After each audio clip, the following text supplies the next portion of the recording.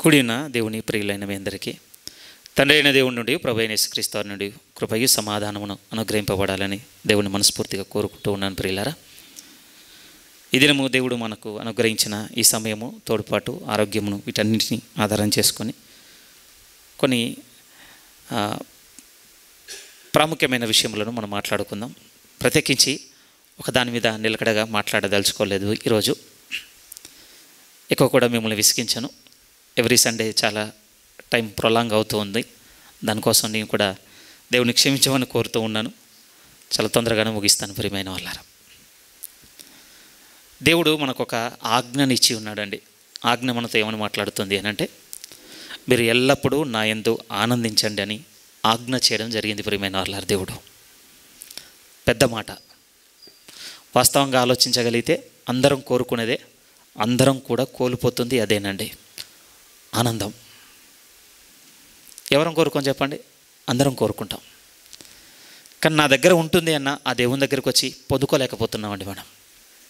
కారణాలు ఉన్నాయి, అందులో తప్పులున్నాయి, పొరపాట్లు ఉన్నాయి, పాపం ఉంది, చెడు యోచనలు ఉన్నాయి, అబద్ధాలు ఉన్నాయి, మోసాలు ఉన్నాయి, వంచన ఉంది, విద్వేషం ఉంది, మత్సరం ఉంది, అసూయ ఉంది, చాలా ఉన్నాయి. ప్రియమైన వాళ్ళరా, ఆనందాన్ని దూరం చేస్తున్నాయి. కానీ ఒకసారి ఆలోచించండి, పోగొట్టుకుంటుంది మనందరికీ అవసరమైంది అన్నప్పుడు ఎందుకు పోగొట్టుకుంటున్నాం? మళ్ళీ ఒకసారి ఆ మాట తెచ్చుకుందామండి మనసుకి. పోగొట్టుకునేది మనందరికీ అవసరమైంది అయినప్పుడు ఎందుకు పోగొట్టుకుంటున్నాం? ఆగి ఆలోచించే బద్దులం కాదా మనం? ఆలోచించాలి నిశ్చయంగా. అందుకోసమే ఈ దినము నాకు దొరికిన ఒక ఆదరణ చేత సంఘమైన మిమ్మల్ని కూడా కొంత ఆదరించాలన్న ఆశతో సిద్ధపడి ఉన్నాను. కొంత స్థిరత్వం దొరుకుతుందండి ప్రభులో. మళ్ళీ ఆయన ఎడల వెనక తీస్తున్నటువంటి ఆ బలహీన ఆలోచనలో నుంచి బయటపడతాం. ప్రియమైన వాళ్ళారా, మళ్ళీ మనల్ని మనం ప్రభుతో సంధించుకుంటాం. ఒక నిలకడమైన గురి ఏర్పాటు చేసుకొని ప్రార్థనలోను, వాక్య పరిచర్యలోను, దేవునితో సహవాసంలోను, సంఘంతో సహవాసంలోను మరికొంత మెరుగును కనపరుస్తాం మనం. అందుకోసమే కొంచెం స్థిరత్వం ఆపాదించబడడానికి ఈ దినం మాటలు మీ ముందుకు తీసుకొని వస్తున్నాను. నిశ్చయంగా ప్రభు చెబుతున్నాడు, నా యందు మీరు ఆనందించండి. సరే, కారణాలు వేరే వ్యక్తిగతమైన చాలా ఉండొచ్చండి. నావి నాకు, మీవి మీకు. వ్యక్తిగతమైన వాటి గురించి నేను మాట్లాడదలుచుకోలేదు. ఎందుకంటే ప్రభు ఒక మాట అన్నాడు. ప్రియమైన వాళ్ళారా, నాకు బాగా ఇష్టము. ప్రభు నిశ్చయంగా చెప్పిన మాట ఏంటంటే, నాయన నువ్వు ఏది విత్తుదువో దాన్ని కొయ్యదు అన్నాడండి. అది ఆగదు, తప్పిపోదు, నెరవేరుతుందంతే. ఇంకా దాని విషయంలోనండి ఇంకొకటి, ఒక ఆనందకరమైన హృదయంతో ఏం చెప్తాను అనంటే, త్వరగా ఆ పంటను కోసేటువంటి పరిస్థితులు నాకు అనుగ్రహించానే అడగండి ఎప్పుడైనా వ్యక్తిగతంగా మీరు. అదే బెటర్ అండి. దాన్ని ఎక్స్టెండ్ చేయి, లేకపోతే నేను ఒకటి విత్తాను నా స్వార్థం కోసము, ఇంకో ఏదో XYZతో ఏదో ఒకటి చేసేసాను, దాని సంబంధమైన ప్రతిఫలం నా జీవితంలోనికి రాకుండా దాన్ని పోస్ట్పోన్ చేయను, రద్దు చేయను, దయచేసి అడగండి. ఎందుకంటే ఇప్పుడు మిస్ అయింది అనుకోండి, రేపు ఇటర్నిటీలో పే చేయాలి దాన్ని. ఏది మేలు చెప్పండి మనకి? నిత్యత్వం అంతా కట్టడం మేలా, ఇప్పుడు కట్టడం మేలా? ఒకసారి ఆలోచించండి.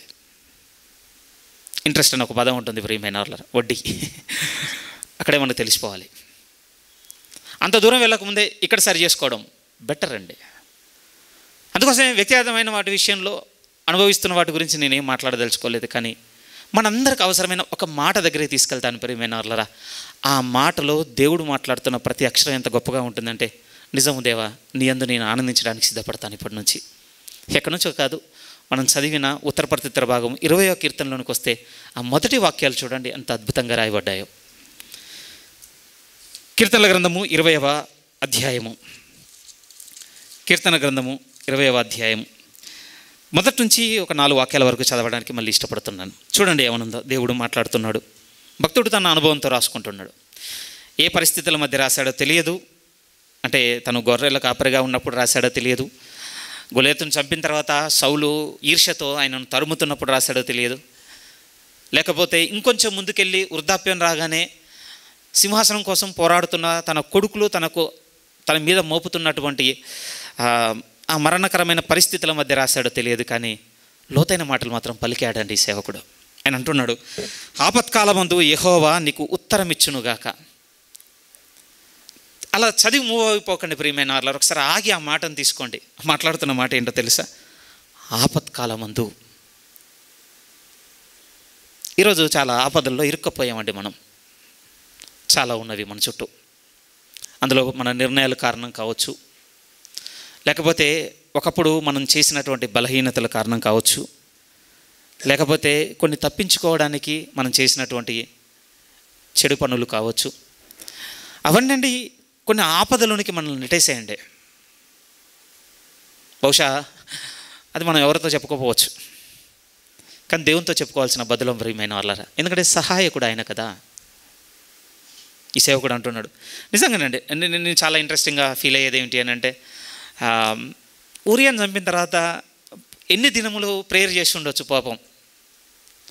లేకపోతే ఏమంటే ఎంతో కొంత రిగ్రెట్ లేదండి. నాతాను ప్రవక్త వచ్చి నువ్వే అని పాయింట్ చేయగానే అగ్రి చేయడం అంత సింపుల్ కాదండి.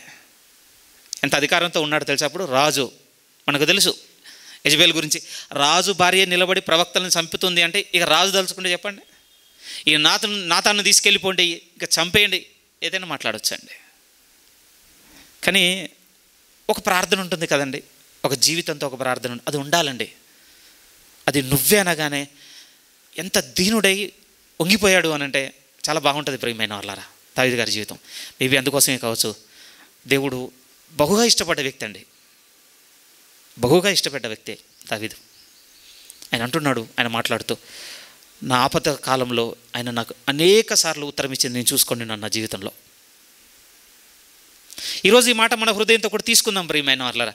మన ఆపదలందు దేవుడు నిశ్చయముగా మనకు ఉత్తరం ఇచ్చు దేవుడు ఆయన. కొన్ని మాటలు ముందుకు చదువుదాం. యాకోబు దేవుని నామము నిన్ను ఉద్ధరించునుగాక, పరిశుద్ధ స్థలంలో నుండి ఆయన నీకు సహాయము చెయ్యునుగాక. ఎంత బాగుందో తెలుసా అండి. దయచేసి చూడండి, ఆయన సహాయం ఎక్కడి నుంచి వస్తుంది అని అంటే పరిశుద్ధ స్థలంలో నుండి వస్తుంది అంటున్నాడు అండి. ఎందుకు అంత పర్టికులర్గా పదాన్ని రాస్తున్నాడు? నేను మెడిటేట్ చేసినప్పుడు నాకు అనిపించింది, రెండు విధాలుగా నేను జ్ఞాపకం చేసుకుంటున్నాను. మనం ఏం చేస్తామంటే మన హద్దుల వరకే చూసుకోగలమండి. మన హద్దు ఆవల ఏముందో మనకు కనబడదు ప్రియమైన వాళ్ళారా. దాన్ని చూడగలిగే స్థితి ఎక్కడ ఉంటుంది అంటే పైన వాడికే ఉంటుందండి, పైన ఉన్నవాడికే. అక్కడి నుంచి వస్తుంది అంటున్నాడు ఆయన హెల్ప్. ఇరుకుండొచ్చండి. ఎలాంటి ఇరుకుండొచ్చు అంటే మన హద్దుల్లో డోర్స్ అన్ని క్లోజ్ అయ్యి ఉండొచ్చు. అసలు ఇక మనకు ఒక నిరీక్షణే కనపడకపోవచ్చండి. 2018 ఎండింగ్ ఫేజ్లో నాది అలానే ఉండే. కొంచెం నా హద్దు ఎంతవరకు ఉండే అంటే నేను ఒక బౌండరీ పెట్టుకున్నాను, ఆ బౌండరీ వరకే చూసుకోగలిగానండి. నాకు తెలియదు కరోనానే పైనుంచి దేవుడు చూస్తాడని. ఆశ్చర్యం అండి ఇప్పుడు జ్ఞాపకం చేసుకుంటా దినాలని. ఎంత పైనుంచి చూశాడో తెలుసా దేవుడు. చైనా దేశం నుంచి ఇక్కడ దాకా చూశాడని అర్థం. ఊరికి అంటున్నానులేండి, నిజం. మన జీవితంలో అంత పైనుంచి చూసి ఉన్నాడు ఆయన, ఇక్కడ వరకు నడిపించి ఉన్నాడు. నిజం ప్రియమైన వాళ్ళారా. ఏమండి, మీరు స్థిరపడవలననే నాకున్న విశ్వాసం చేత మిమ్మల్ని ఆదరించి, మీకున్న విశ్వాసం చేత నేను ఆదరింపబడి ఒక స్థిరత్వం మనకు కలుగుటకు ఈ మాటలను ఎత్తి మాట్లాడుతున్నాను. సంఘమైన మీతో ఈ సేవకుడు మాట్లాడుతూ ఉంటున్నాడు, ఆపదలో విడిచేవాడు కదా ఆయన.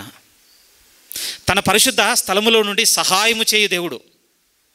బాగా వినండి, మనం చేసిన తప్పులకు ఒక సంపూర్ణమైనటువంటి ఒక మారు మనసును కనపరచనంత వరకు పరిశుద్ధ స్థలంలో నుంచి సహాయం రాదు. రెండో మీనింగ్ కూడా ఉంది అక్కడ, రాదండి. నా గురించి నా ఫ్యామిలీ ప్రేయర్ చేస్తుంది, నా చర్చ్ ప్రేయర్ చేస్తుంది, బాగున్నాయండి వినడానికి, చేస్తున్నారు కూడా. మరి ఎందుకు రాలేదు దగ్గరికి? నీ యందు నా యందు సహాయం పొందుకున్నట్టు అవసరమైన అర్హత కనపడటం లేదు ఆయనకి. ఏంటి అర్హత? తప్పు చేశాను, నన్ను క్షమించేదేవన్నా ఒక ఒప్పుకోలు కావాలి ఆయనకి. నిశ్చయంగా కావాలండి. ఊరికే లేడు ప్రియమైన వాళ్ళ దేవుడు ఒక మాట అన్నాడు, నాయన నువ్వు ఆరోగ్యంగా ఫీల్ అవుతున్నావు కదా, ఆరోగ్యవంతంతో నాకు పని లేదు, నాతో ఆరోగ్యవంతునికి అంతకన్నా పని లేదు. నేను ఎవరి కొరకు అంటే రోగి కొరకు. నిజం ప్రియమైన వాళ్ళ ఆలోచించేవారం భద్రం. మనం కొంచెం చదువుదాం ముందుకు. అలాగే సియోనులో నుండి నిన్ను ఆదుకొనును గాక, ఆయన నీ నైవేద్యములన్నింటినీ జ్ఞాపకము చేసుకొనుగాక, నీ దహన బలులను అంగీకరించునుగాక, నీ కోరికను సిద్ధింపచేసి నీ ఆలోచన యావత్తును సఫలపరచునుగాక. ఎంత బాగున్నాయి చూడండి ఈ మాటలు. మన ప్రతిదీ ఆయన పరిగణ చేస్తున్నాడట ప్రియమైన వాళ్ళారా. మన అర్పణలను, నైవేద్యములను. ఓకే, ఈ రాస్తున్న ఈ సేవకుడు పాత నిబంధన సంబంధుడు కనుక ఆయన రాస్తున్న పదాలు ఆయన ఆచారబద్ధంగా ఉన్నటువంటి పదాలను రాసుకుంటూ వస్తున్నాడు. ఈరోజు మనవి కూడా మన ప్రార్థనలను చూస్తున్నాడు, మన సంఘపు సహవాసంగా ఉన్న రీతిని చూస్తున్నాడు, మన ఆసక్తిని చూస్తున్నాడు, మన ఆరాటంను చూస్తున్నాడు, మన కృంగుదలను చూస్తున్నాడు. అన్నిటిని చూస్తున్న దేవుడు ప్రియమైన వాళ్ళ చూడటం లేదని అస్సలు అనుకోకండి ప్లీజ్. ఎందుకు ఈ మాట చెప్తున్నా అంటే ఆనందించగలం ఇలా తెలిస్తేనే దేవుణ్ణిలో. మనకు ఎలా ఉంటుంది అని అంటే ఆనందం అంటేనండి ఇవన్నీ ఎదురుకాకుండా నా జీవితం ఉండాలి కదా. జీవితం లేదంటే అలా కోరుకున్న దాంట్లో చాలా లేట్గా రియలైజ్ అయ్యాను నేను. ఇవన్నీ లేకుండా ఉండేది కదా, అది జీవితం కాదు ప్రియమైన వాళ్ళారా. కానే కాదండి. మీరు ఎదుగుదలంటే ఏం చెప్తారండి? పుట్టిన దగ్గర నుంచి ఇక్కడి వరకు వచ్చింది గ్రోత్. ఈ ఫేజెస్ లేకుండా దేన్ని ఊహించలేరండి. అలా ఉన్నది ఏది కూడా తుదమట్టుకు బతకదు ప్రియమైన వాళ్ళారా. చనిపోతామండి, నిజం చనిపోతాం, బతకలేమండి. ఎందుకు ఆ మాట అంటున్నానంటే లైఫ్ లేదు అండి. నూతన నిబంధనలోన బలమైన మాటలు కూడా రోమా 8:28 కూడా అదే మాట్లాడుతుంటుంది. ప్రియమైన సమస్తమును సమకూర్చి మన మేలు నిమిత్తము జరిగించుచున్నాడన్న ఆలోచన మనం మరవకూడదు. ఎందుకంటే అప్పుడే ఆయన యందు మనము ఆనందించడం నేర్చుకోగలము. దయచేసి ఇది ఆదరణగా తీసుకుందామండి.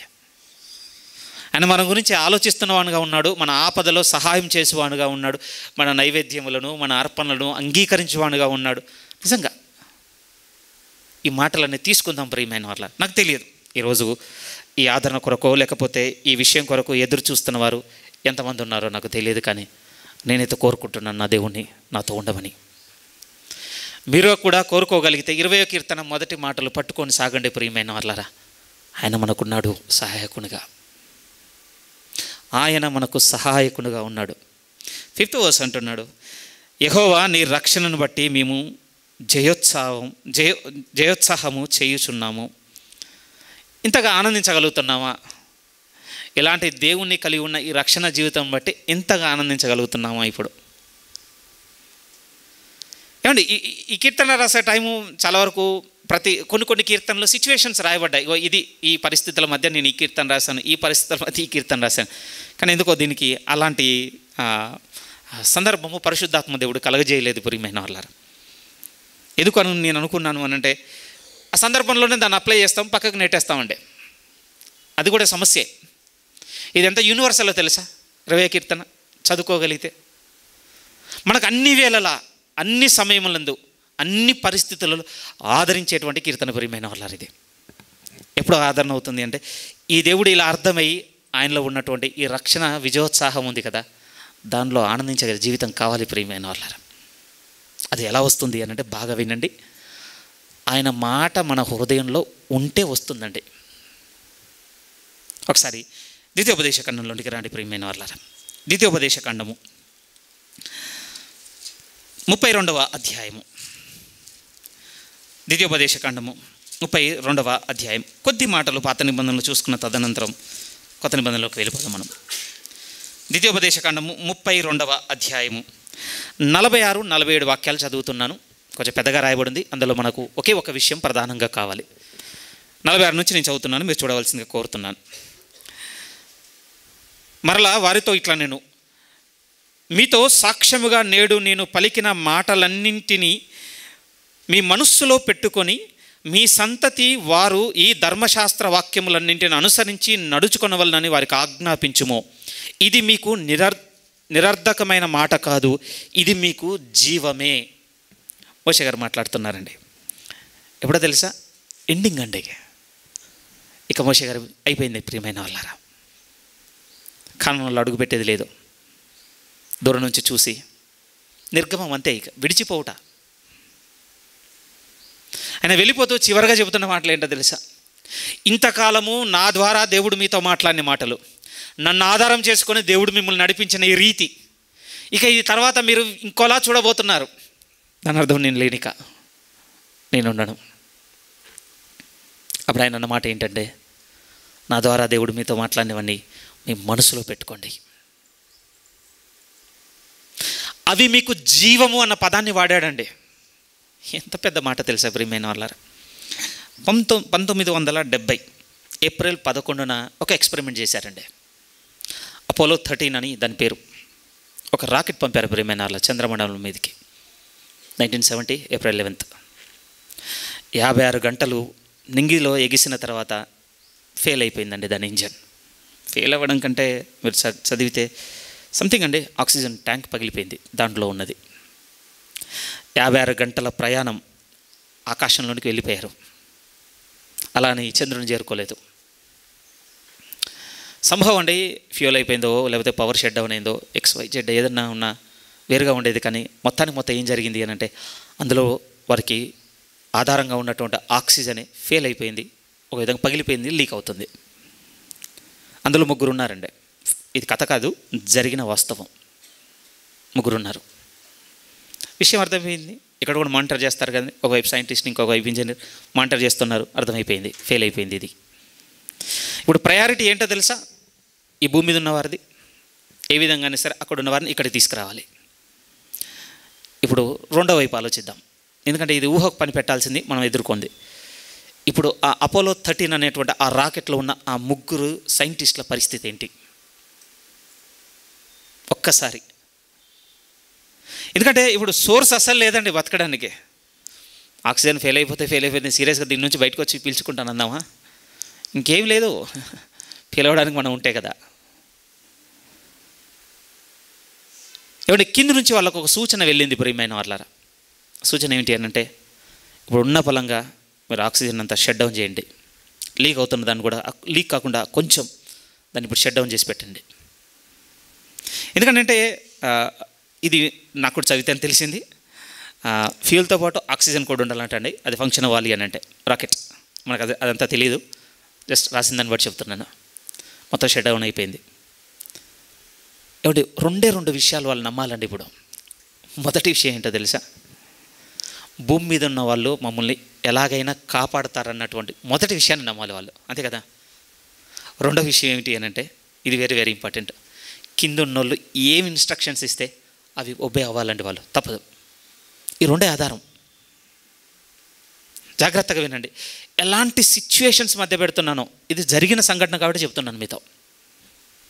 బ్లాస్ట్ అయింది, 56 గంటల దూరం వెళ్ళిపోయారు లైట్ స్పీడ్తో, చాలా దూరంగా ఉన్నారు, ఇక్కడికి వచ్చే పరిస్థితి కాదు, పిలవడానికి ఆక్సిజన్ లేదు, కాపాడడానికి ఎంత టైం పడుతుందో అంతకన్నా తెలియదు.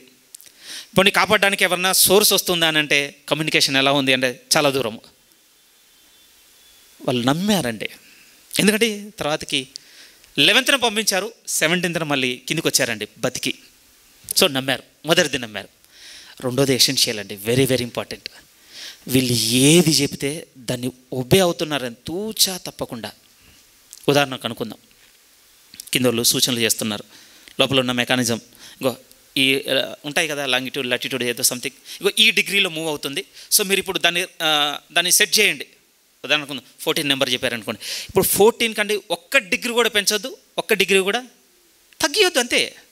వాళ్ళు 30 అంటే 30, 40 అంటే 40, 20 అంటే 20, 1 అంటే 1, ఏదంటది, ఏది చేయమంటే అది చేస్తున్నారు.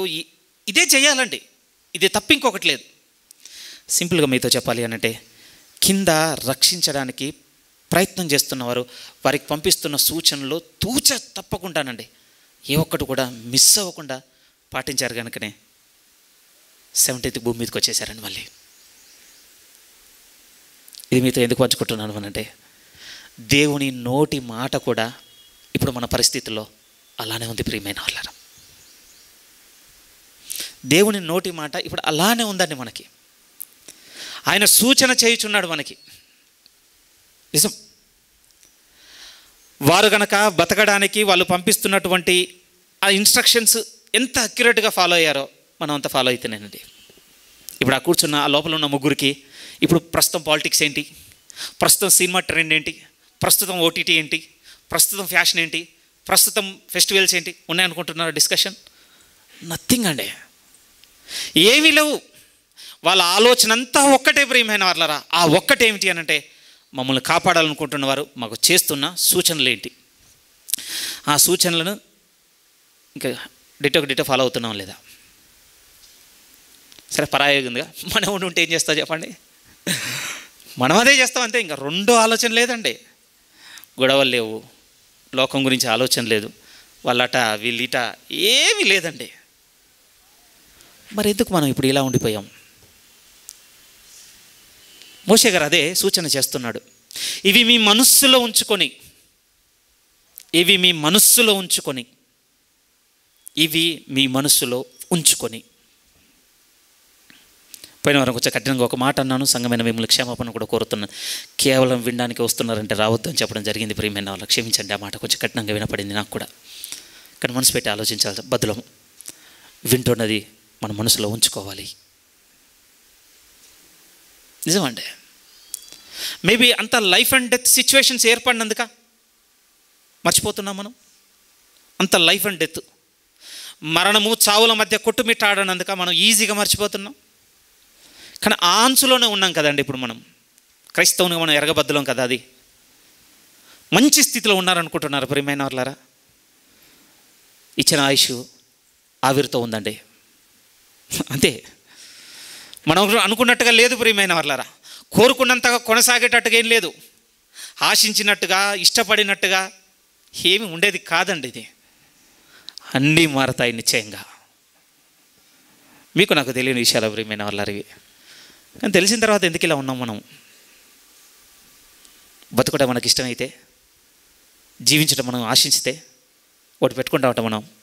నా దేవుని మాట నా మనసులో పెట్టుకుంటాను నేను. ఆయన అంటున్నాడు, ఇది నిరర్ధకమైన మాట కాదు, ఇది నిరర్ధకమైన మాట కాదు. ఊరికే చెప్పింది అసలే కాదు ప్రియమైన వాళ్ళారు. ఆయన కాదు.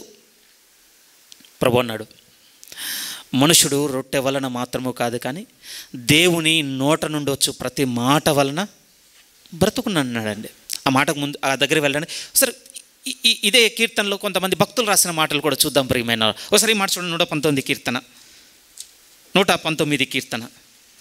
దేవుని వాక్యమును గూర్చి, దేవుని మాటను గూర్చి భక్తుల యొక్క ఆరాటం చదివితే ఆశ్చర్యం కలుగుతుంది ప్రియమైన వాళ్ళారా. ఇలా ఎప్పుడు అనుకోగలము, ఇలా ఎప్పుడు అనుకోగలం అనిపిస్తుంటుంది. అలాంటి 2 మాటలు చదవడానికి ఇష్టపడుతున్నాను. ముందుగా 14 చూడండి.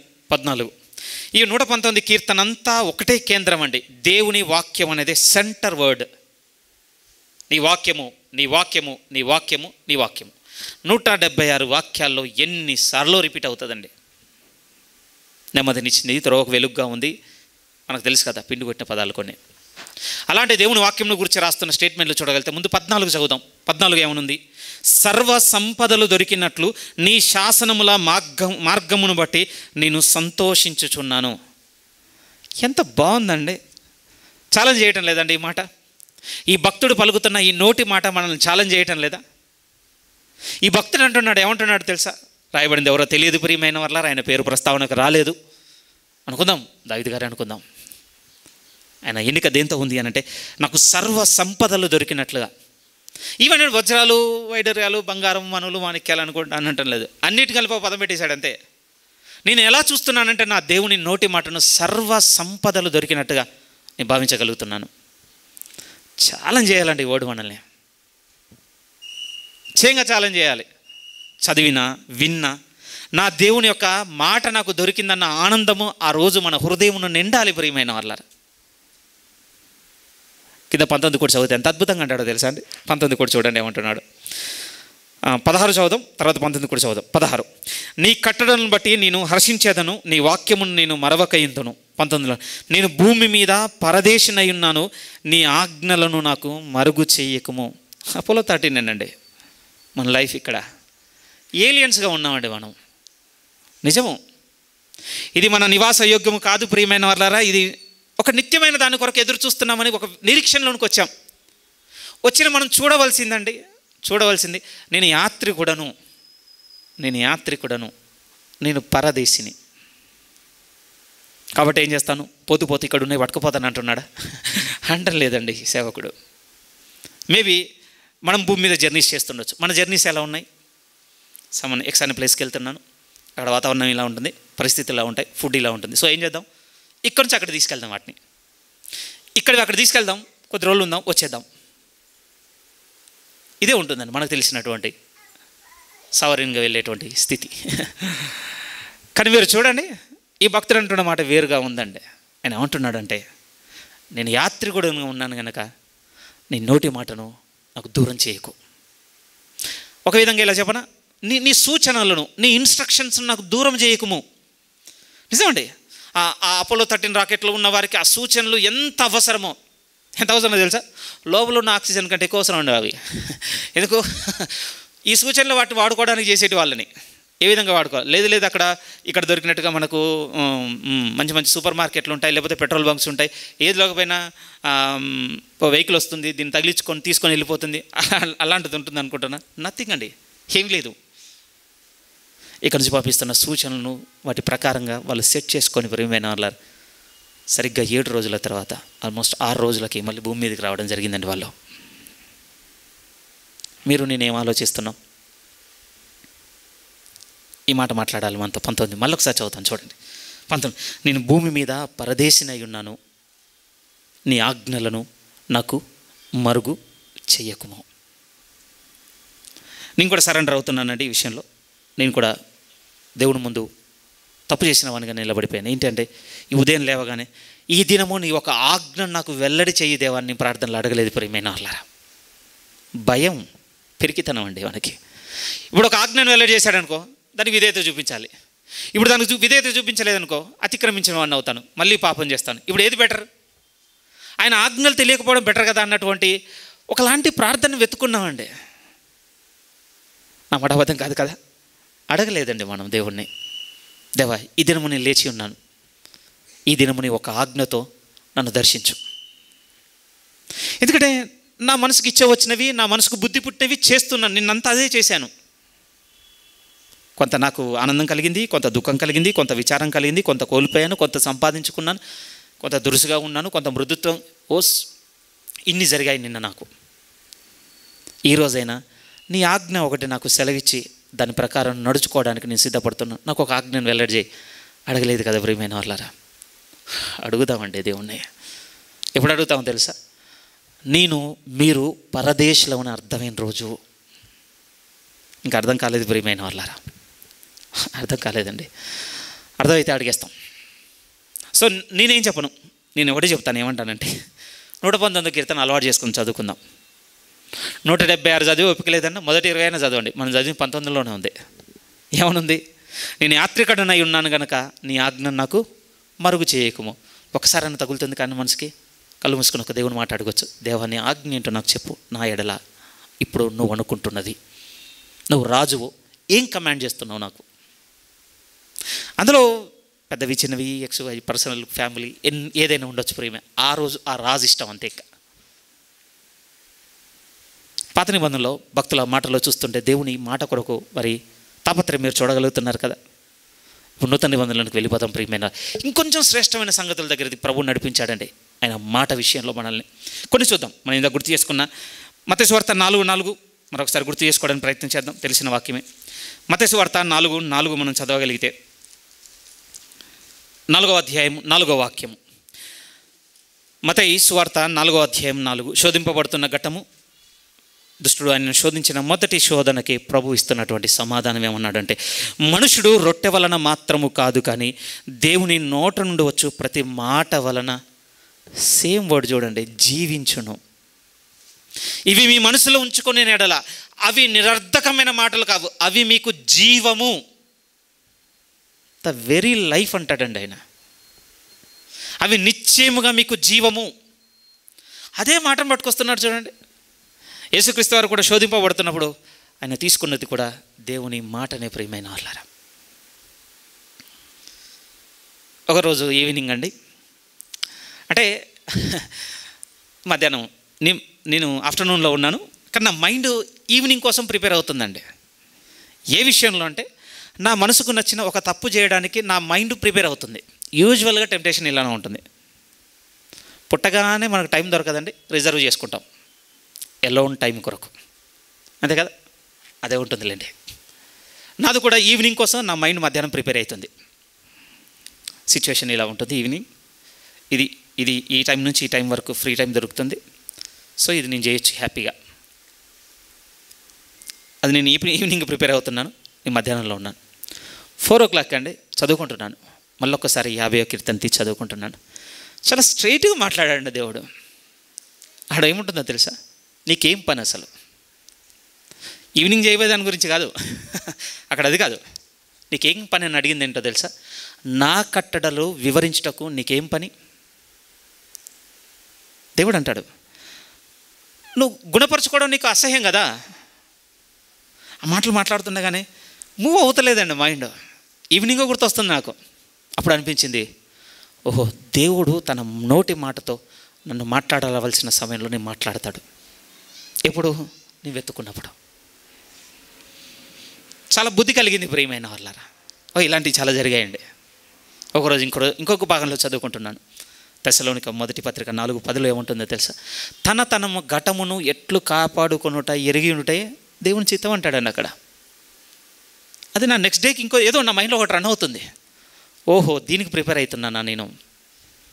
ఈ ఎక్స్పీరియన్స్ మీద ఎందుకు చెప్తున్నాను తెలుసా ప్రియమైన వాళ్ళారా, మనుషుడు దేవుని నోటి మాట వలన బతుకున్నా అంటే ఈ మాట దగ్గరకు వస్తే దొరుకుతాయండి ఎక్స్పీరియన్సెస్. అవి మనసులో ఉంచుకొని ఎడల, ఇది నిరర్ధకమైన మాట కాదని నమ్మిన ఎడల, అవి మనకు జీవమని మనం అంగీకరించగలిగితే ప్రభు మాట్లాడే మాటలు మనం జీవింపజేస్తాయి ప్రియమైన వాళ్ళారా. నిజంగా జీవింపజేస్తాయి. ఇవి సూచనలు గనక, ఇవి మనకు అవసరమైనటువంటి సూచనలు గనక, యోహాను సువార్త 10వ అధ్యాయంలోనికి మీరు రాగలిగితే, మనం లేఖన భాగంగా చదువుకున్నటువంటి అధ్యాయంలో చాలా దీర్ఘమైన విషయాలు చెప్పబడ్డాయి ప్రియమైన వాళ్ళారా. యోహాను సువార్త 10వ అధ్యాయము ప్రభువు మాట్లాడుతూ అంటున్న మాటలు మనం చూడగలిగితే 34-35 వాక్యాలు చదువుతున్నాను చూడండి. 34-35 వాక్యాలు. అందుకు యేసు, యోహాను సువార్త 10వ అధ్యాయం 34 నుంచి, అందుకు యేసు, మీరు దైవములని నేనంటినని మీ ధర్మశాస్త్రంలో రాయబడి ఉండలేదా? ఓకేనండి, దీని మీద చాలా డిబేట్ ఉంది, చాలా డిస్కషన్ ఉంది, మనకు చాలా ఇష్టమైన మాట ఒకప్పుడు. ఓకే, ఇక్కడ నుంచి పాస్ అవుదాం. ఇప్పుడు 35 చూద్దాం. 35లో అంటున్నాడు, లేఖనము నిరర్ధకము కానేరదు గదా, దేవుని వాక్యం ఎవరికి వచ్చునో వారు దైవములని చెప్పిన ఎడల నేను దేవుని కుమారుడని చెప్పినందుకు ముందుకెళ్ళిపోతుంది ప్రభు ఎడల. కానీ అక్కడ ఒక మాట ఉంది ప్రియమైన వాళ్ళ, ఎలా మర్చిపోతున్నారు? దేవుని వాక్యము నిరర్ధకము కాదు అన్న విషయాన్ని. మీ యందు నా యందు ఎంత క్రియ చేసింది ప్రియమైన వాళ్ళారు ఇప్పటివరకు వాక్యము? చేయలేదని నేను అనటం లేదండి, దయచేసి అంత తప్పు మాట నేను అనను. మార్చింది మనల్ని. కానీ ఈ మార్పు ఇదే మనల్ని సంతోషపెట్టద్దండి. మన అనుకూలతలో, మన బౌండరీలో అంతే మారాలనుకున్నాం తప్ప దేవుడు కోరుకున్నంతగా మారలేదు ఇప్పటికీ మనం. దాని అర్థం ఏంటి అని అంటే, ఉదాహరణ చెప్తాను. ఒక వ్యక్తి మనకు చాలా ఇష్టము, ఇంకొక వ్యక్తి ఇష్టం లేదు. ఇద్దరు కలిసి మన ఎడలో ఒకటే తప్పు చేశారండి. సేమ్ ఇద్దరు చేసింది ఒకే రకమైన తప్పు. కానీ ఒక వ్యక్తి ఎవరంటే మనకి ఇష్టమైన వాడు, ఇంకొక వ్యక్తి ఎవరంటే మనకి ఇష్టం లేనివాడు. సో మనం ఏం చేసామో తెలుసా, ఇష్టమైన వాడిని వెంటనే క్షమించేసామండి. ఇప్పుడు ఎవరి మీద కోపం పెట్టుకున్నాం? ఇష్టం లేనండి. ఇది దేవుడు అనుకున్నంత మార్పు కాదండి, ఇది మనం అనుకున్నంత మార్పు మాత్రమే. ఇది మనం ఏమనుకున్నాం, ఓకే ఇతను నాకు ఇష్టమైన వ్యక్తి కనుక సర్లే కన్సిడర్ చేద్దాం, నేను కూడా ఎక్కడొకట అంటాను కదా, పోనీలే. మరి ఇటెందుకు రాలేదు? అది ఎందుకు రాలేదో తెలుసా, దేవుడు మన నుంచి కోరుకున్నంత మార్పును కలిగి ఉండాలని ఆశపడటం లేదు మనం. లోపమే కదా ఇది మనకి. రెండో వైపు వచ్చి మాట్లాడితే, ఆయన వాక్యమును మన యందు నిరర్ధకం చేయించున్నాం చూడండి. ఒక తప్పు ఎంపిక చేస్తున్నాం మన జీవితంలో మనం. ఉదాహరణకు చెప్పానులేండి, అది ఈ వ్యక్తులు క్షమాపణ ఉదాహరణకు చెప్పి ఉన్నాను, ఇంకేం చెప్పాలో తెలియక. కానీ ఇలాంటివి చాలా విషయాలు ఉన్నాయి మన దగ్గర. ప్రభు అంటున్నాడు, నా వాక్యము నిరర్ధకము కానేరదని మీరు ఎరగరా? ప్రభు కూడా ఇంకొక మాట అంటాడండి యెషయా గ్రంథంలో. ఆయన ఒక పోలిక చెప్తాడు, చాలాసార్లు సంఘంలో గుర్తు చేసిన. ఆకాశం నుంచి పడిన వర్షము నేలను తలిపి నేల ఫలించకుండా మళ్ళీ తిరిగి వెళ్ళిపోవటం ఎప్పుడైనా చూసామా? నెవర్. భూమి పుట్టిన దగ్గర నుంచి భూమి అంతవరకు జరగదు ప్రియమైన వాళ్ళారా. ఆకాశం నుంచి పడిన వర్షపు చినుకు నేలను తడిపిందంటే నేల ఫలించుటకు సహాయం చేయాల్సింది అంతే. అలా చేయకుండా పడిన చినుకు పడినట్టుగానే మళ్ళీ పైకి వెళ్ళిపోవడం జరగలేదు. ఆ ఉపమానము ప్రభు ఎక్కడ పోలిక పెట్టి చెప్తాడంటే యెషయా 55లో, నా నోటి నుండి వచ్చిన మాట అట్లుండు అంటాడండి. చదువుకుందాం ఒకసారి అన్నమాట. యెషయా గ్రంథము 55వ అధ్యాయం. దేవుని వాక్యం యొక్క ప్రాముఖ్యతను గురించి కొంత సున్నితంగా మీతో మాట్లాడడానికి ప్రయత్నం చేస్తున్నాను ప్రియమైన వాళ్ళారు, అంతే. యెషయా గ్రంథము 55వ అధ్యాయము 55వ అధ్యాయం 10 నుంచి చూడండి దయచేసి. యెషయా గ్రంథము 55వ అధ్యాయం 10 నుంచి మాట్లాడుతూ ఉంటున్నాడు. వర్షమును హిమమును ఆకాశం నుండి వచ్చి అక్కడికి ఎలాగూ మరలక భూమిని తడిపి విత్తువానికి విత్తనమును భుజించువానికి ఆహారమును కలుగుటకై అది చిగుర్చి వర్ధిల్లునట్లు చేయును. ఎంత బ్లెస్సింగ్ ఉందాడు చూడండి. చిగుర్చి వర్ధిల్లునట్లు చేయునట. మరి అలాగే నా నోట నుండి వచ్చు వచనమును ఉండును, నిష్ఫలముగా నా యొద్దకు మరలక అది నాకు అనుకూలమైన దానిని నెరవేర్చును. మీ యందు నా యందే. దేవుడేమీ తన వాక్యమును భూమిలో విత్తటం లేదు ప్రియమైన వారలారా, మానవ హృదయాలైనా మన హృదయాలలోనే విత్తుతున్నాడు. దీని ఫలం యొక్క స్థాయి ఏంటి? చిగుర్చామా? వర్ధిల్లుతున్నామా? చిగిర్చి దేవుని వాక్యంలో వర్ధిల్లుతున్నామా? ఒకసారి ఆలోచించుకున్న బద్దులము మనము. ఎందుకంటే యూటిలైజ్ చేసుకోవటం లేదు ఆయన వాక్యం. మనం సంపూర్ణంగా చేసుకోవడానికి ప్రయత్నం చేద్దాం ప్రియమైన వాళ్ళారా. ఆయన ఒక దగ్గర ప్రభు మాట్లాడితే ఎంత బలమైన మాట అంటాడు చూడండి. ఒకసారి ఈ మాట నేను చదవడానికి ఇష్టపడుతున్నాను. యోహాను సువార్త 3లోనికి రండి. యోహాను సువార్త 3వ అధ్యాయం. యోహాను సువార్త 3వ అధ్యాయం. సందర్భం ఏమిటి అని అంటే, నేరుగా పోయి కలవాలని ఉంది కానీ మనుషుల్లో ఆయన రెప్యుటేషన్ పోద్దని నేరుగా వచ్చి కలవలేకపోతున్నాడండి. నికోదేము అనేటువంటి ఒక వ్యక్తి, పరిసయ్యుడు, పబ్లిక్లో వచ్చి కలవడానికి తనకున్నటువంటి గుర్తింపు అడ్డుగా ఉంది. సో ఏం చేశాడు అంటే రాత్రిని ఎంపిక చేసుకున్నాడు. రాత్రి పోయి మీట్ అయ్యాడు. ప్రభు మాట్లాడాడు ప్రియమైన మనసు ఎరిగా అన్నాడంటే, ఆయన ఏమో భూ సంబంధంగా ఎక్స్పెక్ట్ చేస్తున్నాడు. ఆయన ఏమనుకుంటున్నాడు, ఇవన్నీ ఎలా చేయగలుగుతున్నాడు ఇతను ఆయన ఎక్స్పెక్ట్ చేస్తున్నాడు. ప్రభు కంప్లీట్ కాంట్రాస్ట్ అండి ఆయనకి ఇచ్చేటువంటి రిఫరెన్స్లు. షాక్ అయిపోయాడు. నేను చాలా పెద్దది ఎక్స్పెక్ట్ చేస్తున్నాను, నాకు ఇస్తున్నటువంటి ఎంత ఈజీ చిన్న చెప్తున్నాడంటే, మళ్ళీ జన్మించమంటాడు. పెద్దోని కదా, తల్లి గర్భంలోకి పోయి నేను ఎలా పుడతాను? ఈ కన్వర్జేషన్ ఇలా ముందుకెళ్ళగానే ప్రభు ఒక మాట అన్నాడు ప్రియమైన వాళ్ళు. 9లో ఉంటుందండి అద్భుతమైన మాట. ఒకసారి చూడండి 9వ వాక్యము. అందుకు నికోదేము ఈ సంగతులు ఎలాగూ సాధ్యములని అతన్ని అడిగాను. ఇట్లా నేను నీవు ఇశ్రాయేలులకు బోధకుడవై ఉండి వీటిని ఎరగవా? మేము ఎరిగిన సంగతులే చెప్పుచున్నాము, చూచిన దానికే సాక్ష్యం ఇచ్చుచున్నాము. మా సాక్ష్యము మీరు అంగీకరింపరని మీతో నిశ్చయముగా చెప్పుచున్నాను. భూ సంబంధమైన సంగతులు నేను మీతో చెబితే మీరు నమ్మకున్నప్పుడు పరలోక సంబంధమైనవి మీతో చెప్పిన ఎడల ఎలాగూ నమ్ముదురు? ఏంటో తెలుసండి ప్రభు ఇక్కడ అడిగింది. నువ్వు భూ సంబంధమైంది నా నోటు నుంచి ఒకటి చెబితేనో నువ్వు నమ్మలేకపోతున్నావు. నేను ఏవి చెప్పడానికి వచ్చానో తెలుసా? పరలోక సంబంధమైనవి చెప్పడానికి వచ్చి ఉన్నాను. నువ్వు భూ సంబంధమే నమ్మనప్పుడు పరలోక సంబంధమైన ఏ విధంగా నమ్మగలవు? దయచేసి ఒక్కసారి ఏమండి కొంచెం నికోదేమును మర్చిపోదామండి. నికోదేము ప్లేస్లో మనమే ఉన్నాం. ఇప్పుడు ప్రభు నీతో నాతో అంటున్నమాట, నీకు నేను పరలోక సంబంధమైనవి చెప్పాలనుకుంటున్నాను. ఎలా నమ్మగలవు నువ్వు అసలు? లేదు ప్రభు నేను రెడీగా ఉన్నాను, నాకు చెప్పండావా అన్నావా?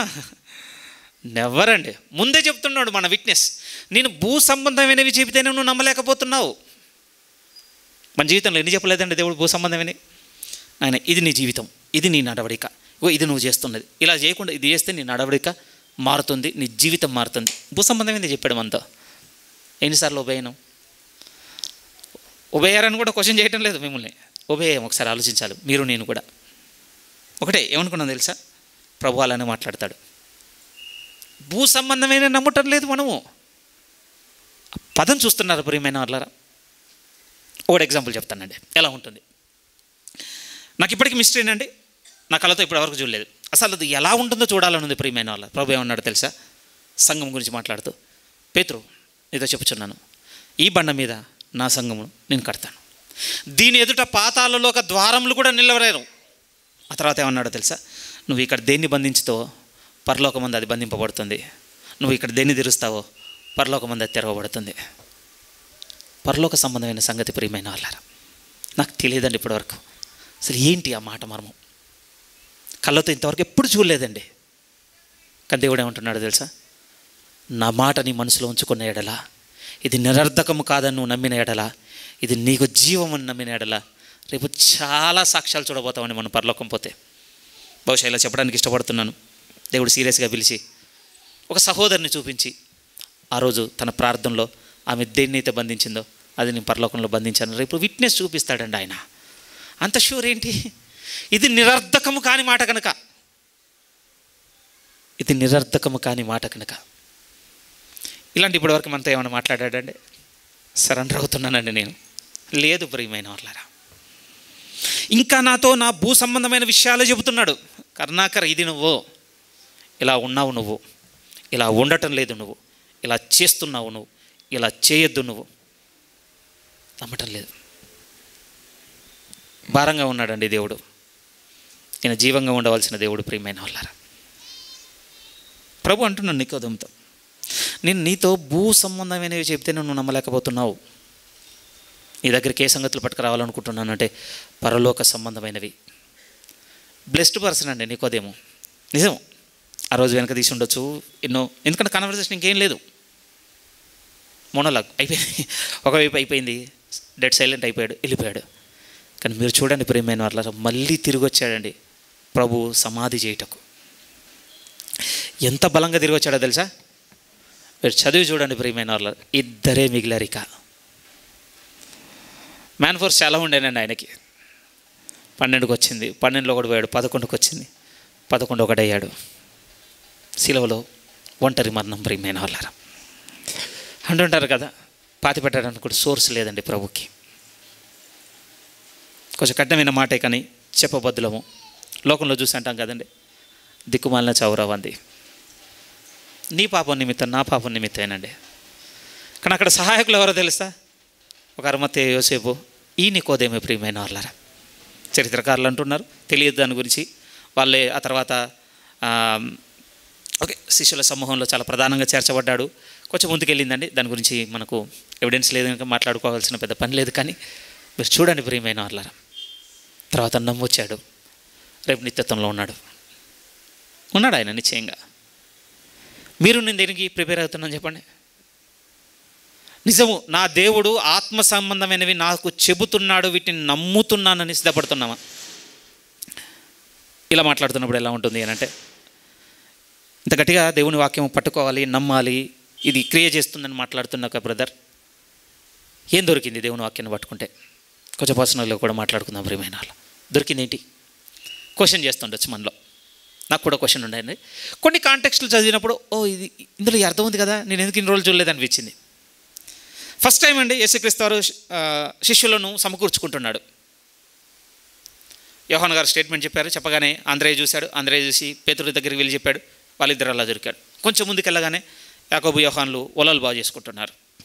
బాగా గుర్తుపెట్టుకొని మనకు అలానే రాయబడింది, వారు తమ దోణిలో తమ ఒలలను బాగు చేసుకుంటుండగా ప్రభు వారికి వచ్చారు, రండి నేను మిమ్మల్ని మనుషుల పట్టు జాలరుగా తీసుకుని వెళ్తాను. యేసుక్రీస్తు వారు మనం మీట్ అయినప్పుడు ఏం చేస్తున్నారు చెప్పండి? ఒలలు బాగు రిపేర్ చేసుకుంటున్నారు. ఎందుకు?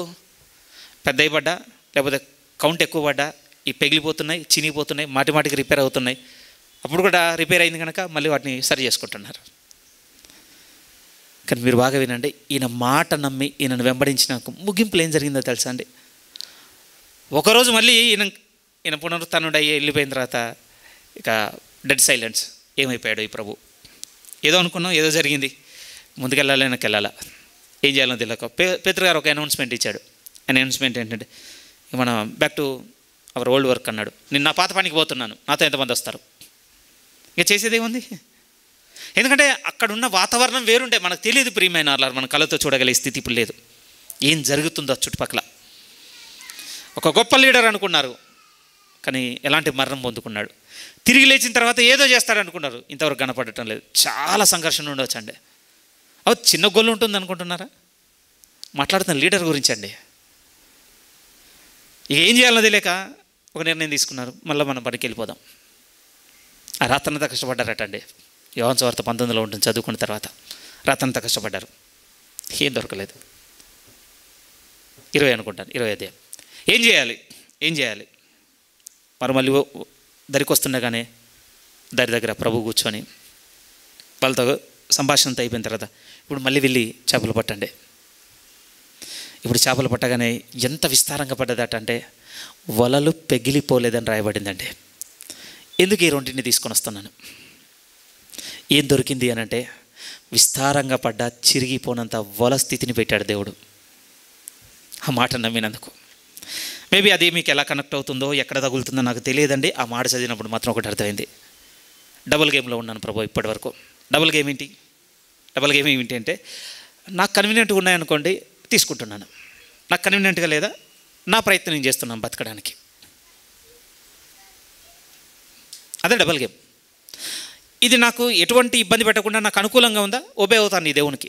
ఎందుకంటే ఈయన మనల్ని ఏమి కొద్దిగా కూడా ఇబ్బంది పెట్టేటట్టు లేడుగా, సున్నితంగా ఉన్నాడు కదా.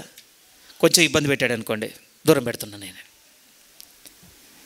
దాని ఫలితం ఏమైందంటే దేవుని వాక్యమును పట్టుకొని ఉన్నందుకు ప్రియమైన పెగిలిపోవడం ఒక జీవితం దొరకలేదండి ఇప్పటివరకు.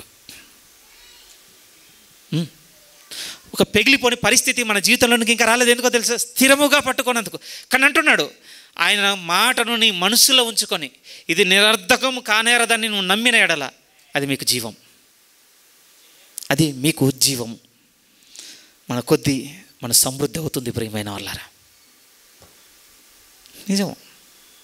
అప్పుడు రియలైజ్ అయ్యారట, ఈయన మన ప్రభువు సుమి. ఎవరన్నా తెలుసా? తాను ప్రేమించిన శిష్యుడైన యోహాన్ అనగానే పేతురు వెంటనే తన దిగంబరుడని తెలుసుకొని పైబాట తీసేసి నీళ్ళలో దూకేశారట. అదే రాయబడిందండి. మీరు ఆ సందర్భాల్లో ఉన్న చూడాలి ప్రియమైన వాళ్ళు. కేవలం మన సమృద్ధికి మాత్రం సహాయం చేసేవాడే కాదు, ఆయన మాట నమ్ముకున్న వారికి మన ఎదుట మనం తొలగించలేనంత పెద్దదాన్ని కూడా తీసివేయగలిగిన సమర్థుడండి ఆయన. మంచి సందర్భం మీకు గుర్తు చేయమంటే ప్రభు ముందు దొర్లించి పెట్టిన రాయే చెప్తున్నాడు మీకు. నిజం. చాలా ప్రిపేర్ అయ్యారు, అలా సడన్ విశ్రాంతి దినం వచ్చేసింది. సరిగ్గా సమాధి చేస్తానికి టైం దొరకలే. అంగడి పోయారు, అత్తరు అవన్నీ కొనుక్కున్నారు, వెయిట్ చేస్తున్నారు. ఎప్పుడు తెల్లవారుతుందా? తెల్లవారగానే పరిగెత్తుకొని పోయి ఇప్పుడు ఏం చేయాలి? సమాధిలో ఉన్న ప్రభుదేహమును బయటికి తీయాలి. తీసి మళ్ళీ యూద సంస్కరణ ఒకటి ఉంటుంది కదా, నిండుగా అత్తరు పూసి చక్కగా రుమాలు చుట్టి మళ్ళీ ఇప్పుడు కొత్తగా ప్రభుని తీసుకెళ్ళి సమాధిలో పెట్టాలి. తప్పేం లేదండి, నేను విమర్శ చేయటకు చెప్పడం లేదు, కానీ వారి ఆలోచన అప్పుడు అలానే ఉండే ప్రియమైన వాళ్ళారా. నాకు తెలియదు అంత పెద్ద మాటలు ఎలా వెళ్ళిపోయాయో. నేను తిరిగి లేస్తాను. నాకేమనిపించింది అని అంటే, వాళ్ళంటే గ్రహించలేకపోయారు కానీ నేను గ్రహించాను అనుకుంటున్నాను. కానీ కొద్దిసేపట్లో కొన్ని మాటలు మాట్లాడతాను ప్రియమైన వాళ్ళారా. మనం నిశ్చయంగా వారు ఉన్న చోట్లోనే ఉన్నాం. ఇప్పుడు ప్రతి ఆదివారం మాట్లాడుతున్నాడండి దేవుడు. బైబిల్ తెరిచినప్పుడల్లా మాట్లాడుతున్నాడండి దేవుడు. సేవకుల ద్వారా మాట్లాడుతున్నాడండి దేవుడు. బట్ బాగా వినండి, ఇవేవి కూడా స్థిరత్వాన్ని ఇవ్వటం లేదు మనకి. ఇది ఇలా చెప్పాడంటే దేవుడు నిశ్చయంగా ఇది చేస్తాడు. ఎంత నమ్ముతున్నాం? ఒకసారి తెల్లారుతుంది, తెల్లారగానే తీసుకెళ్ళి ఏదో చేద్దాం అనుకున్నారు. అక్కడికి వెళ్ళగానే వాళ్ళు ప్రిపేర్ అవుతుండొచ్చు. ఆ తరంతా తీసుకొని వెళ్తూ మాట్లాడు. మనం వెళ్ళగానే పెద్ద రాయి దొర్లించారు, దాన్ని ఎవరు తొలగిస్తారు, అసలే ఏ పరిస్థితిలో ఉందో ప్రభుదేహం.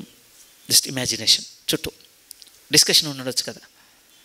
సమాధి దగ్గరికి వెళ్ళగానే విభ్రాంతి. ఎందుకు? రాయి దొర్లించబెట్టబడి ఉంది ప్రియమైన వాళ్ళారా. ఓకేనండి, ఈ రెండు కాంటెక్స్ట్లు మిమ్మల్ని బలపరుస్తాయో లేదో నాకు తెలియదు, కానీ నేను రెండు సంగతులు అయితే నిజంగా నేర్చుకున్నానండి.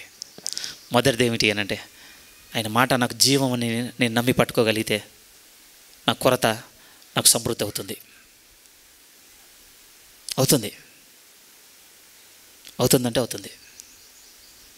నా ముందున్న కఠినమైనది తీసివేయబడుతుంది నమ్మితే. ఇప్పుడు మీద అడగవలసిన విషయాలు ఏమున్నాయి అంటే, ఇప్పుడు మనం ఆలోచిద్దాం ప్రియమైన వాళ్ళారా. ఇవి బైబిల్లో జరిగిపోయిన సందర్భాలండి. చెబుతున్నప్పుడు మీకు నాకు ఏ ప్రాబ్లం లేదు, వింటున్నప్పుడు కూడా బాగున్నాయి. పాస్ట్ కదా. ఇప్పుడు మన ప్రజెంట్ ఏంటి? ఈ దేవుడు నిశ్చయంగా కొన్ని మాటలు చెప్పి వెళ్ళిపోయి ఉన్నాడండి. ఇప్పుడు మన ఆత్మీయ జీవితం గురించి చెప్పి ఉన్నాడు, రేపు ఆయన రాకడ గురించి కూడా చెప్పి ఉన్నాడు. ఈ రెండు విషయాల్లో ఈ మాటను ఎంత స్థిరంగా తీసుకుంటున్నాం అనేది ఇప్పుడు పెద్ద ప్రశ్న ప్రియమైన వాళ్ళారు. మనకి ఎంత స్థిరంగా తీసుకుంటున్నాం? ఇది నిరర్ధకము కాని మాట నమ్మగలుగుతామా రేపు ఎదుర్కొన్నప్పుడు ఆ పరిస్థితిని? దేని గురించి మాట్లాడుతున్నాండి అనుకుందాం. భవిష్యత్తు అంటే ప్రకటన గ్రంథమే తీసుకుందామండి. మీరు నేను నమ్మే స్థాయి ఎక్కడుంది ఇప్పుడు? సపోర్ట్ కాదండి నేను అడుగుతుంది. సమ్ ఎక్స్ పర్సన్ ఆయన నమ్ముతున్నాడంటే నేను కూడా రెడీ అవుతున్నాను నమ్ముతానికి. ఆయన నమ్మట్లేదంటే నాకు నమ్మకం లేదండి. అదా నికోదేముతో అన్నమాటే. అయ్యో, నీకు శరీర సంబంధమైన విషయాలు చెప్తేనే నువ్వు నమ్మనప్పుడు నీకు ఆత్మీయ సంగతులు బోధించినలా నమ్ముతాం అనుకుంటున్నారా? నమ్మలేమండి.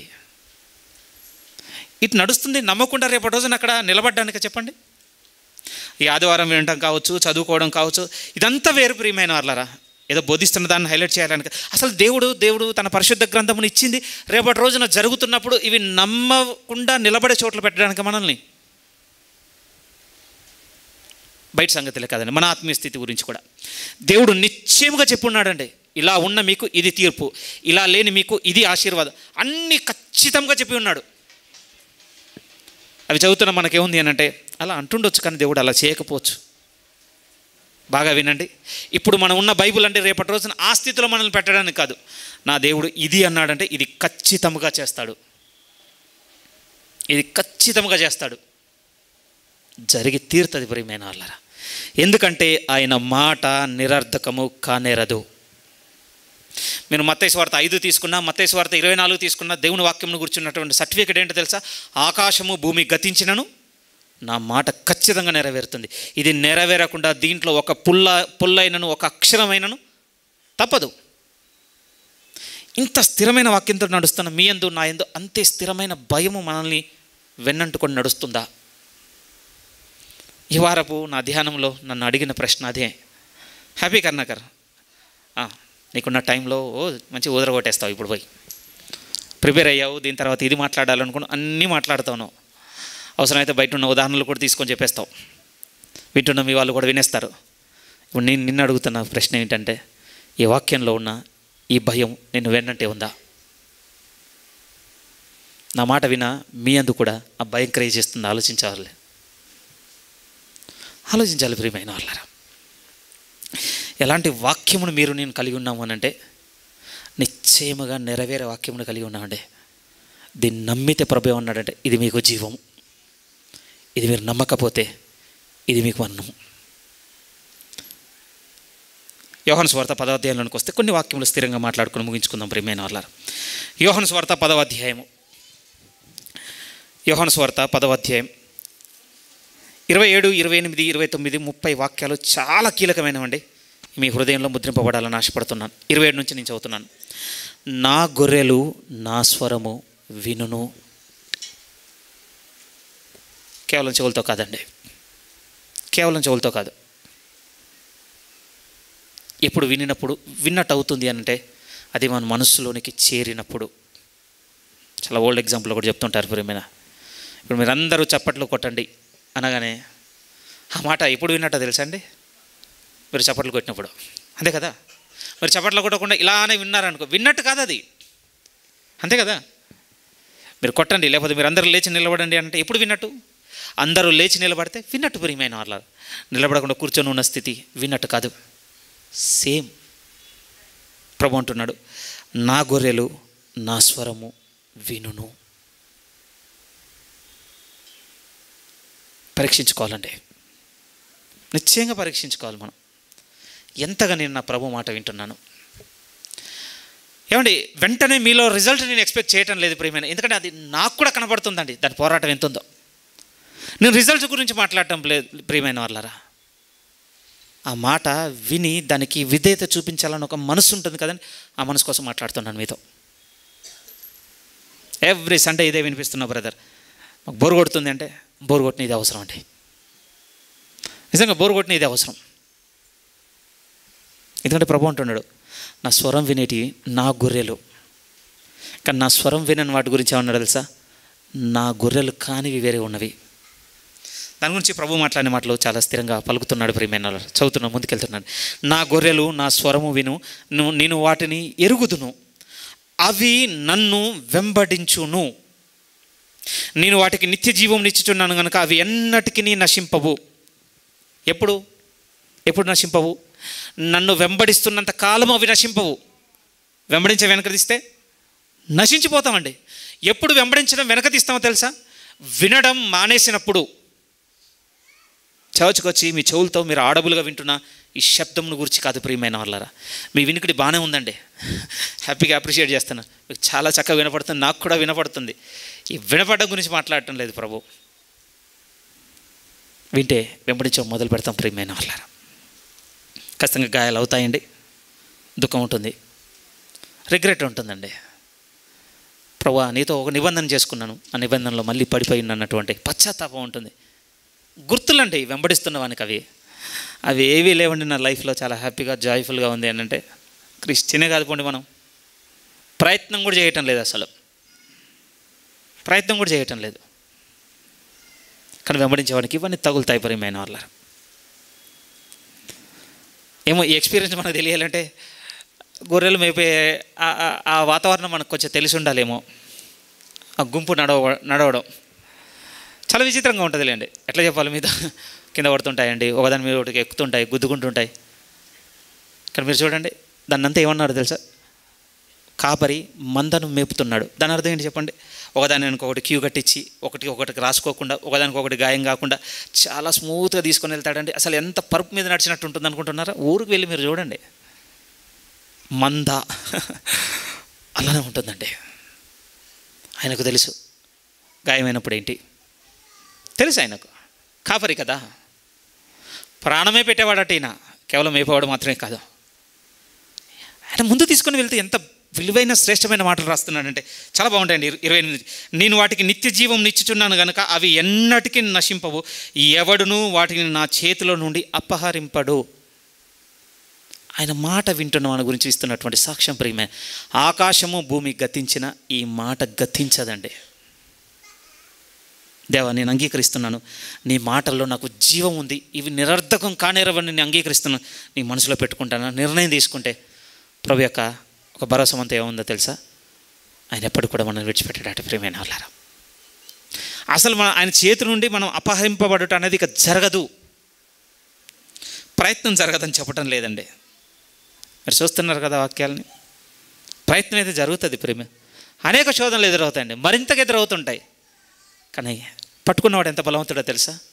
ఈయన చేతిలో నుంచి బయటికి పోనిచ్చేవాడు అస్సలు కానే కాదు.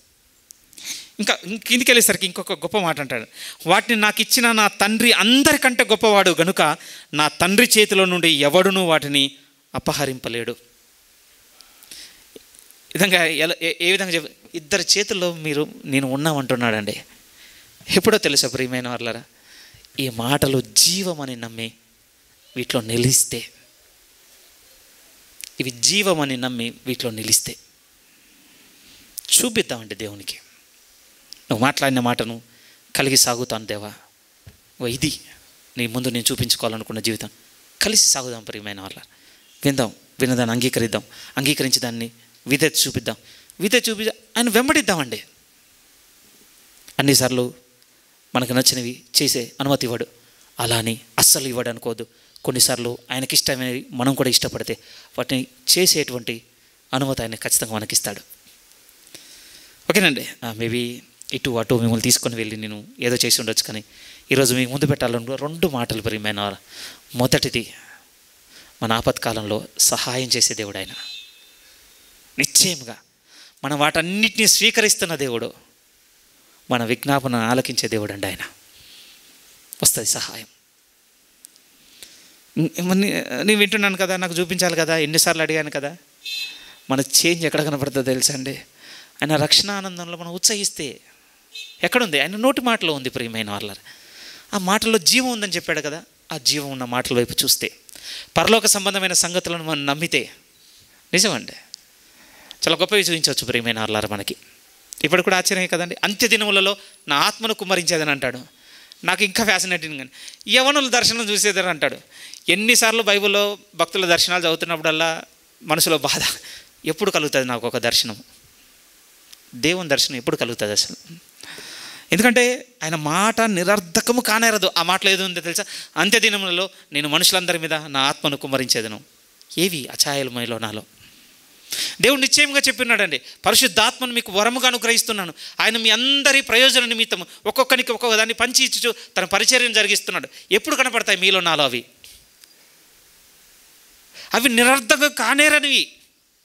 మరి మనలో ఏమాత్రం కూడా నెరవేరటం లేదు. లోపం ఒకటి, ఆయన మాటను మన మనసులో ఉంచుకొని ఇవి నిరర్ధకం కానేరవని నమ్మి వాటిలో జీవం ఉందని మనం వాటికి అప్పగించుకుంటే ప్రియమైన వాళ్ళ ఆత్మ సంబంధమైన జీవితం చూస్తామండి మనం. నిజం. అలాంటి ఆశీర్వాదం మీకు నాకు నిశ్చయంగా దొరకాలని మనస్ఫూర్తిగా కోరుకుంటున్నాను ప్రియమైన వాళ్ళ. మన దేవుడు మనకున్నాడన్న విషయం మీరు మరవకూడదు. ఆయన మనకు సహాయంగా ఉన్నాడు, అలాగే మన నుంచి ఫలమును కూడా కోరుకుంటున్నాడు అన్న విషయాన్ని గుర్తు చేస్తూ నా మాటలు ముగిస్తున్నాను.